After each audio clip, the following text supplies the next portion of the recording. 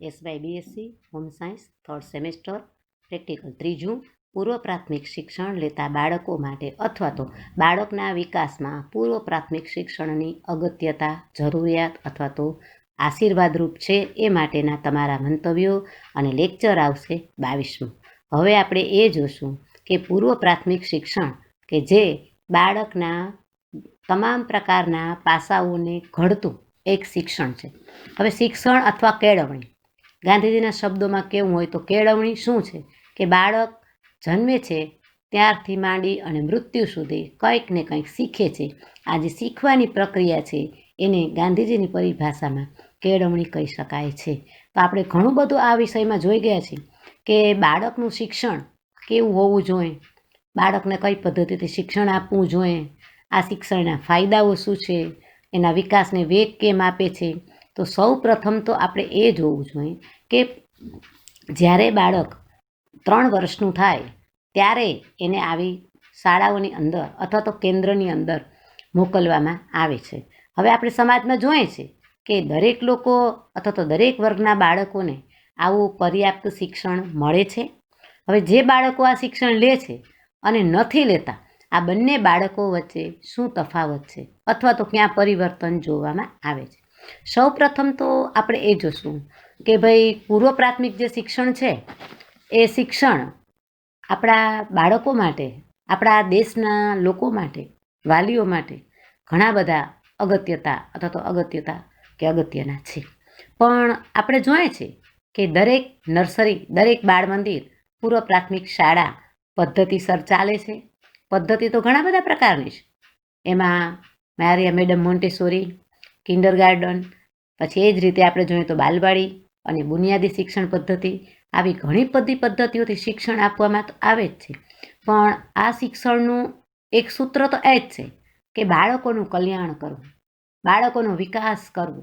તો એ બાળકોનો વિકાસ કઈ રીતે કરી શકાય, કોણ કરી શકશે? તો આના માટે જે શિક્ષક છે એ શિક્ષક કે છે કેવો હોવો જોઈએ, શિક્ષકમાં કયા કયા પ્રકારના ગુણો હોવા જોઈએ, શિક્ષકની સાથે બાળકોનું તાદાત્મ્ય કેવું છે. એટલે અહીંયા 2 બાબતોનું અનુસંધાન થાય છે. એક તો શિક્ષક અને બીજું બાળક, એનો સ્વભાવ, એનું વાતાવરણ, એને આપવામાં પ્રવૃત્તિઓ અને શિક્ષક બાળકની સાથે કઈ રીતે વર્તન કરે છે, કઈ રીતે વ્યવહાર કરે છે. આ બધા પરિબળો એવા છે કે જે શિક્ષણને અસર કરે છે, બાળકના વિકાસને અસર કરે છે. કારણ કે બાળક જે તે કુટુંબમાંથી આવે છે ને એ કુટુંબના વાતાવરણથી જ એ રંગાયેલું હોય છે, વાતાવરણથી જ એ પ્રભાવિત થયેલું હોય છે.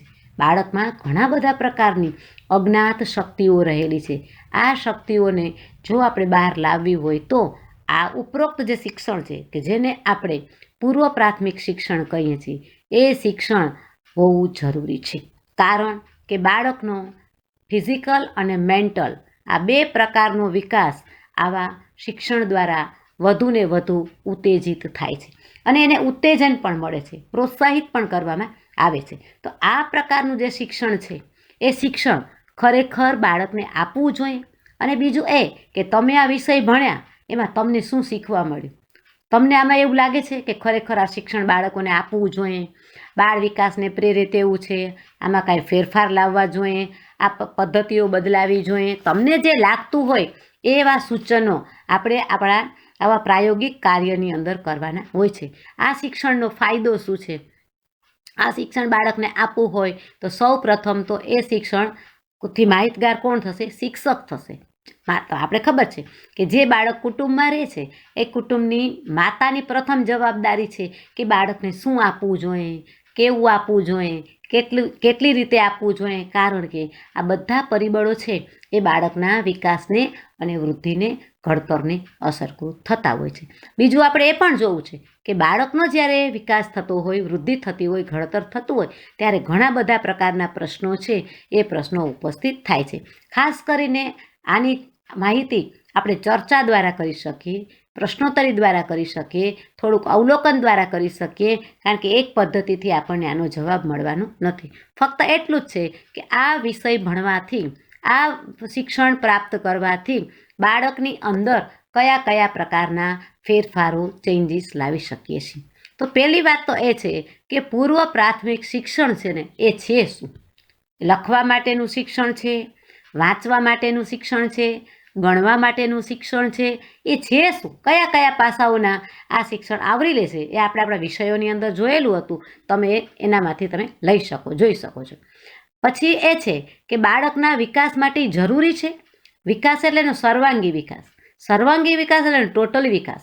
શારીરિક વિકાસ, માનસિક વિકાસ, સામાજિક વિકાસ, આવેગાત્મક વિકાસ, બૌદ્ધિક વિકાસ, કલ્પનાત્મક વિકાસ અને ખાસ કરીને સંવેદનાનો આ તમામ પ્રકારના વિકાસો આ શિક્ષણથી વધારે ને વધારે સરળ અથવા તો વધુ કરી શકાય છે એ જોવાનું.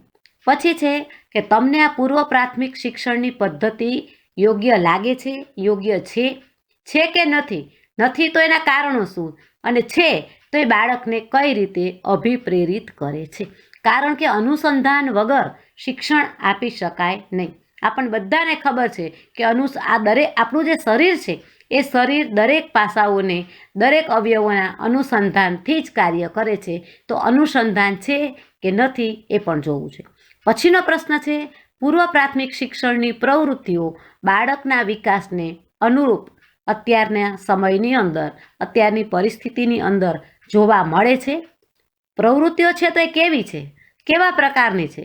એમાં એના વર્તનને, એના વ્યવહારને એ હસ્તક્ષેપ કરે તેવી છે, એને વધુ પ્રોત્સાહન આપે તેવી છે, અથવા કયા પ્રકારની પ્રવૃત્તિઓ ઉમેરવી જોઈએ અને કયા પ્રકારની પ્રવૃત્તિઓની બાદબાકી કરવી જોઈએ એ પણ અહીંયા આપણે જોવાનું છે. એ પણ તમારે પ્રશ્નોત્તરીમાં આવી જશે. પૂર્વ પ્રાથમિક શિક્ષણથી બાળકોને કયા પ્રકારના લાભ થાય છે? બાળકોને થાય, સમાજને થાય, એના વાલીને પણ થાય છે. કારણ કે પ્રાથમિક શિક્ષણ લેતા પહેલાંનું એક આ તાલીમ રૂપે તૈયાર કરતી આ પદ્ધતિ છે કે જેના દ્વારા પ્રાથમિક શિક્ષણ બાળકને સરળ પડે. જો એમની પાસે મૂળાક્ષરોનું જ્ઞાન નહીં હોય, જો એમની પાસે આલ્ફાબેટનું જ્ઞાન નહીં હોય, જો એમની પાસે કોઈ પદાર્થોની ઓળખ નહીં હોય, અથવા તો કોઈ પણ પ્રકારના સૂક્ષ્મ અને સ્થૂળ આ બે સ્નાયુઓનો કે બે ઇન્દ્રિયોનો વિકાસ નહીં થયેલો હોય તો બાળક કોઈ કાર્ય કરવા માટે કેપેબલ થશે નહીં. એટલે પરિણામે આ શિક્ષણનો નિષ્કર્ષ એ જ નીકળે છે કે ઇન્દ્રિય શિક્ષણ છે, ઇન્દ્રિય પ્રવૃત્તિ તાલીમ આપતું શિક્ષણ છે. માટે આ શિક્ષણ તો હોવું જ જોઈએ. અને આમાં તો આ જે જગ્યાઓ ઓછી હોય ને એમાં એનો વધારો કરવો જોઈએ. બાળકોની જો સંખ્યા વધતી હોય તો આ જગ્યાઓની સંખ્યા પણ વધારવી જોઈએ. શિક્ષકો પણ તાલીમ પામેલા હોવા જોઈએ કે જેને બાળ મનોવિજ્ઞાનનું અથવા તો બાળ વિકાસનું નોલેજ હોય. પછી છે પૂર્વ પ્રાથમિક શિક્ષણથી બાળકોને જે કાંઈ લાભો થાય છે, ફાયદાઓ થાય છે, એના દ્વારા બાળકના ઘડતરની અંદર, બાળકના વિકાસની અંદર વધુને વધુ ઉત્તેજના આપી શકાય છે. પછીનો પ્રશ્ન છે કે માતા પિતાનું યોગદાન આ શિક્ષણમાં કેવું છે? આપણને બધાને ખબર છે કે આ એક ત્રિકોણ છે. બાળક, માતા પિતા, શિક્ષકો આ બધા જ આ શિક્ષણની સાથે જોડાયેલા છે. કે શિક્ષણ લેનાર કોણ? તો કે બાળક. આપનાર કોણ? તો કે શિક્ષક. હવે આપનાર, લેનાર અને એને ફોલો કરનાર અથવા તો એને અપનાવનાર જો માતા પિતા જ આવા શિક્ષણથી માહિતગાર નહીં હોય તો આ શિક્ષણને આપણે સફળ બનાવી શકશું નહીં. એટલે માતા પિતાનું યોગદાન પણ આવા કેન્દ્રની અંદર, આવા શિક્ષણની અંદર કેટલું છે? તો એના કારણે બાળક પોતાના શિક્ષણની અંદર એ આગળ ધપી શકે છે અથવા તો વધી શકે છે. માતા પિતાના યોગદાન ઉપર જ બાળ વિકાસનો, બાળકના ઘડતરનો વધુને વધુ આધાર છે. બાળક શું કરે છે, કેવી પ્રવૃત્તિ કરે છે, કેવી રીતે કરે છે, આપણે બોલવાનું નથી, જોવાનું છે. આપણે માહિતી પ્રાપ્ત કરવાની છે. તો આ શિક્ષણ દ્વારા બાળક ઘણા બધા પ્રકારનું જ્ઞાન, નોલેજ એને પ્રાપ્ત થાય છે. ભલે ઔપચારિક રીતે જ્ઞાન પ્રાપ્ત કરે છે, ક્લાસની બહારનું હરતું ફરતું શિક્ષણ છે એ ગમે ત્યાંથી વસ્તુ એને પ્રાપ્ત થાય છે. એ પુસ્તકીયું નથી, પણ એને કોઈ પણ પદાર્થમાંથી, કોઈ પણ વસ્તુ શીખવાથી જે કંઈ જ્ઞાન પ્રાપ્ત થાય, નોલેજ પ્રાપ્ત થાય એ આવા પ્રકારના શિક્ષણથી પ્રાપ્ત થતું હોય છે. પછીની વાત છે બાળકો અને માતા પિતા જ તેમજ શિક્ષકોના સંબંધોને વિકસાવી શકાય છે. આવા શિક્ષણ દ્વારા લોકોને વધુ નજીક લાવી શકાય છે અને વધુ નજીક લાવી શકાય તો બાળ વિકાસનું ઘડતર, બાળ શિક્ષણનું ઘડતર વધુ કરી શકાશે. ફક્ત બાળક બાળ મંદિરમાં શિક્ષણ, પૂર્વ પ્રાથમિક શાળામાં શિક્ષણ લેવા આવે છે એટલું જ નહીં, બાળક માતા પિતા જેવો જ અહીંયા શિક્ષકનો પ્રેમ મળે તે માટે પણ આજે જોઈએ છીએ કે એવા કિસ્સાઓ અને દાખલાઓ પણ બને છે કે એને શિક્ષક છે એ માતા કરતાં પણ એને અનન્યતાથી કાર્ય કરતી જોવા મળે છે. એની સાથે પ્રગાઢ સંબંધો પણ જોવા મળતા હોય છે. એટલે એના સંબંધોને પણ ચકાસી શકાય છે, વિકસાવી શકાય છે અથવા તો નજીક લાવી શકાય છે. જો કોઈને ઓળખતા જ નહીં હોય શિક્ષક કોણ છે, શું કરાવે છે, તો એની જે દૂરી છે એ વધતી જશે. પણ આ નજીકતાને વધુ લાવવા માટે થઈ અને આ શિક્ષણની હિમાયત કરવામાં આવી છે.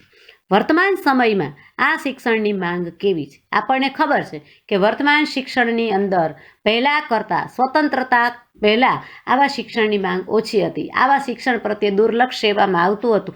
પણ આજે આ શિક્ષણની જરૂરિયાત ડે બાય ડે વધતી જાય છે, કારણ કે લોકો પણ આ શિક્ષણને જાણતા થયા છે. લોકોને પણ ખ્યાલ આવી ગયો છે કે જો બાળકોને પૂર્વ પ્રાથમિક શિક્ષણ આપવામાં નહીં આવે તો બાળકનો જે ઢાંચો છે, બાળકનો જે વિકાસ છે એ અધૂરો રહી જશે, અથવા તો ઇમારતનો જે પાયો છે એ પાયાને મજબૂત કરી શકાશે નહીં. માટે આવા શિક્ષણની પણ તાતી જરૂરિયાત ઊભી થઈ છે અને અત્યારે એની માંગ છે એ દિવસે દિવસે વધતી જાય છે. શિક્ષણ માટેના પૂરતા કેન્દ્રો તેમજ જરૂરી સગવડતાઓથી સંતોષ છે.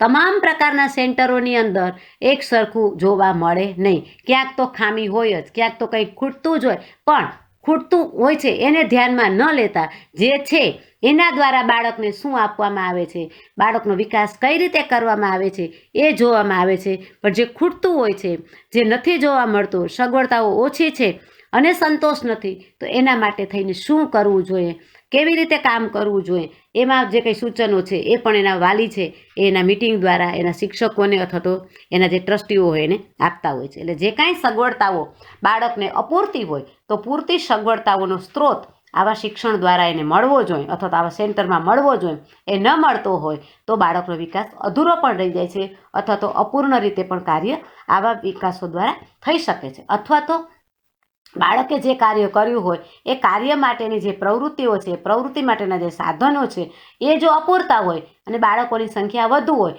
તો બાળકો આવા સાધનોને જાણી શકશે નહીં, આવા સાધનો સાથે કામ નહીં કરી શકે.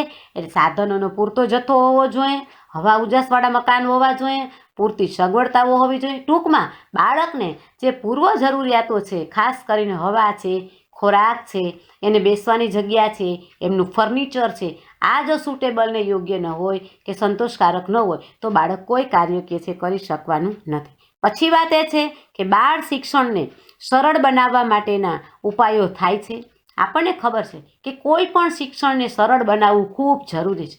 જો બોરિંગ લાગશે, જો એ શિક્ષણ બાળક સુધી પહોંચી નહીં શકે અથવા તો બાળકોને કંટાળો આવશે અથવા તો ભારરૂપ લાગશે, તો આવા વિષયને, આવી વસ્તુને, આવી પ્રવૃત્તિઓને રસપ્રદ કેમ બનાવી શકાય, આવી પ્રવૃત્તિઓ સાથે કાર્ય કેમ કરી શકાય, કઈ રીતે કાર્ય કરવું જોઈએ, તો કાર્યનું સરળીકરણ કરવામાં આવે અથવા તો આ શિક્ષણને વધુ સરળ બનાવવામાં આવે તેના માટેના ઉપાયો શિક્ષકો દ્વારા પણ થાય, સરકાર દ્વારા પણ થાય અને સાથે સાથે બાળક છે એ સમજી શકે એ પ્રકારના ઉપાયો, એ પ્રકારની પદ્ધતિઓ હોવી જોઈએ. આપણને ખબર છે કે બાળ શિક્ષણની ઘણી બધી પદ્ધતિઓ છે.